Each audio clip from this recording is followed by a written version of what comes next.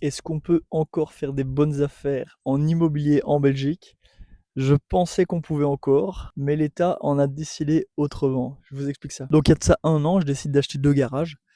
Un collègue, un bon ami à moi achète 2 garages aussi, donc on négocie un prix, on est content du prix d'achat.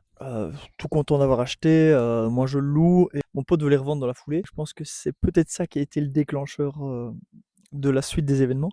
Donc il les revend et il fait une plus-value de 7 000 euros. En sachant que sur les 7 000 euros, il y a une taxe sur la plus-value de 16% et demi, il me semble. Donc l'État prend déjà quelque chose. Quelques mois plus tard, un petit courrier qui concerne l'insuffisance d'estimation d'un bien immobilier dans le cadre d'un acte d'acquisition. Débutant dans le domaine, on sait pas trop de quoi il s'agit, donc on lit un petit peu et il s'avère qu'ils estiment que nous n'avons pas acheté assez cher. Donc voilà, au lieu de nous féliciter et de nous dire voilà, félicitations, vous avez bien acheté votre bien, profitez-en. Si vous le revendez, il y aura une taxe sur la plus-value, donc nous on va quand même gagner de l'argent là-dessus. Le courrier est totalement contraire. Un géomètre expert fiscal du SPF nous dit ben voilà, vous n'avez pas acheté assez cher, nous estimons que vos 2 garages vous auriez dû les acheter 9 000 euros en plus que ce que vous ne les avez achetés. Jusque-là, rien de mal. Tant mieux, vous avez votre avis, moi j'ai le mien, tant mieux s'il a fait une bonne affaire. Mais non. Donc ils peuvent nous mettre une perception complémentaire qui s'établit comme suit. Donc il y a des droits d'enregistrement supplémentaires calculés sur la différence entre la valeur ou le prix indiqué et la valeur vénale estimée. Donc voilà, ils estimaient qu'on devait payer, on aurait dû acheter les garages 9 000 euros plus cher. Finalement, on a négocié à 7 000 euros plus cher. Et donc, ils font 7 000 fois 12% et demi.